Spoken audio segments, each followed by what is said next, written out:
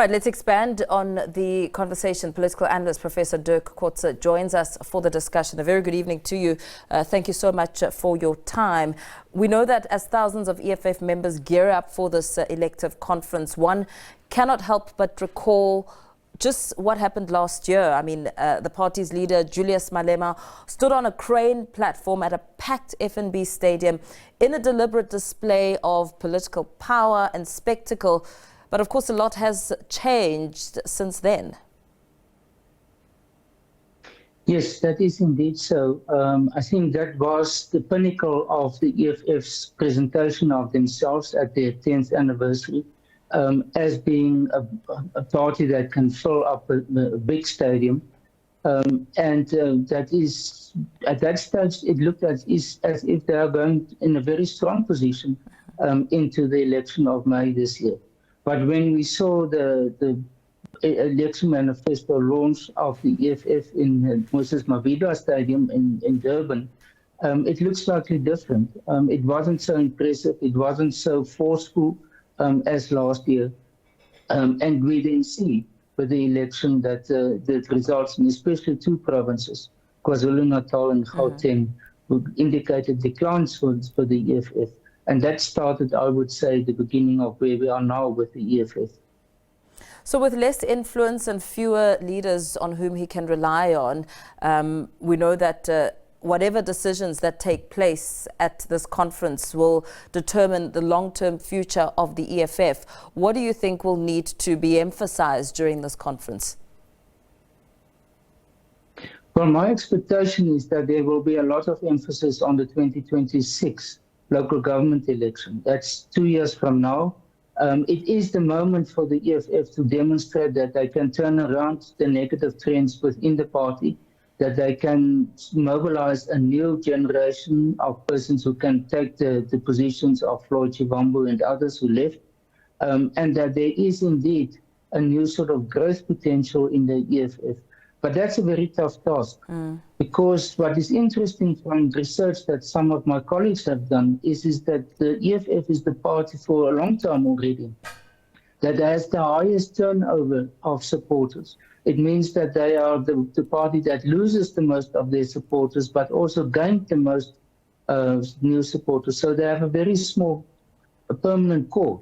The other parties like the ANC and the EFF, the DA, and other groups, IFP, have a strong core that remains constant, the EFF not.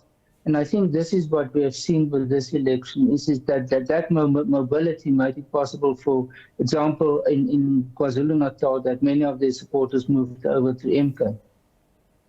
What level of leadership and also perhaps in scrutinizing some of the policy do you think that some sort of introspection will be needed as the EFF introspects and charts a new way forward? Well, I think for us who are looking at them, it is possibly what is most important and most needed. But whether it's going to happen is a question. Yeah. Because I think the first priority for Julius Malema as EFF president is now trying to stabilize the EFF. And that means that he's not going to lose further prominent persons from within the EFF, as well as support. So what they are going to talk about is what I've said, the election, the local government election, not so much about redesigning or reconfiguring the EFF in terms of new messages, new strategies, new policies maybe, but rather how to consolidate what they have and work on the strengths that they've developed over time. And that's going to be a difficult one, because it's at the moment the EFF is actually two organizations in one. The one is in Parliament, and it depends on the electoral support, and the other one is outside Parliament. The one outside Parliament is proportionally actually bigger than the one inside Parliament. And I think that the big task for them is how to bring those two together so that the outside EFF becomes actually the core of the EFF. And at the moment it isn't, because it became clear in the election that they've lost that support.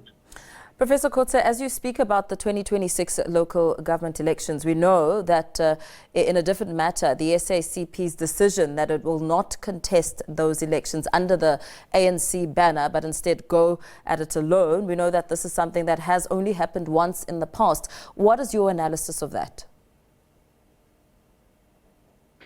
Well, as the insert in the introduction indicated, it's something which is not new.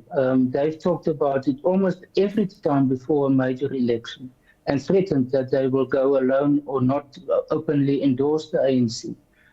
In 2017, with the by-elections in Metsimaholo, around Sasolburg, they actually did it, and they got 3 seats there. This is now the first time where they definitely committed themselves to that. The question will be, is it going to lead to a split of the votes between the ANC and the SACP, which will mean that the ANC might lose even more? At the same time, another important question will be, where will COSATU be? Because the socialist left, if I can put it, is almost completely dependent on the trade unions. And in this case of the Communist Party, specifically COSATU, the ANC the same. So it means that SACP will have to convince COSATU to support them and not the ANC. Now that's going to be quite a tough task because a lot of COSATU's members are involved in the public sector. Yeah. So they are very close to government, and they need that relationship in order to have to be able to continue with that relationship that they have, functioning relationship. So I think it's going to be very difficult for the SACP really to implement this in the end. What is another one, we see now the national chairperson, Leighton Zamandi, he's a member of the National Cabinet, the same as Gwede Matasha. 6 of the Communist Party's Central Committee members are either ministers or deputy ministers. It includes also Buti Manamela, Andries Nel, and others. David Masondo, the Deputy of Finance.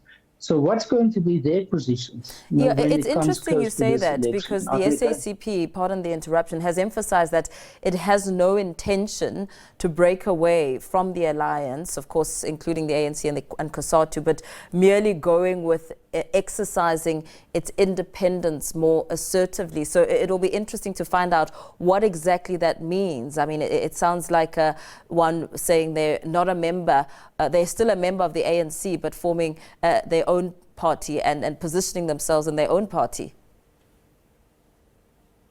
Yes, and I think that is the complication. And, you know, when you go into an election, your message must be clear. It must be simple. It must be straightforward. It must be something that the public in general can understand. This is a very complicated message that they will have to present to the public and for their supporters. So I think it's going to be an uphill struggle for them because the subtext of this is the criticism of the government of national unity.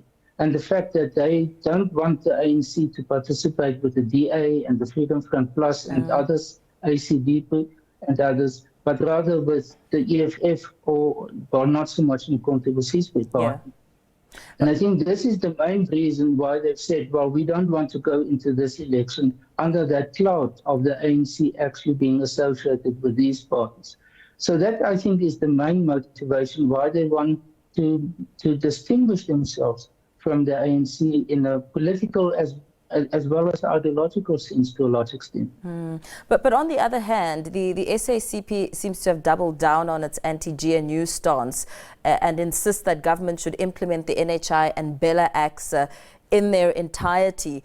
Surely this could add a little bit more political pressure on President Cyril Ramaphosa after what we saw, the weekend papers saying that he faces intense calls from within his organization to dismiss Education Minister Siviwe Gwahube. Yes, I think this is certainly the case. And it is linked to what the criticism that comes more from the left, I would say, in the alliance against the ANC and again with their association, specifically with the DA in the government of national unity. So that's that message is repeated in different forms. in terms of what we are talking about now, the Communist Party, it is in terms of their association with the ANC in 2 years down's election. But it merges in different variations or different forms. But the message remains very clear, and that is that they are exceptionally uncomfortable with the composition of the government of national unity. Absolutely. Thank you so much for weighing in on the discussion. Let's leave it there for now. Political analyst Professor Dirk Kotzé there expanding on the politics of the day.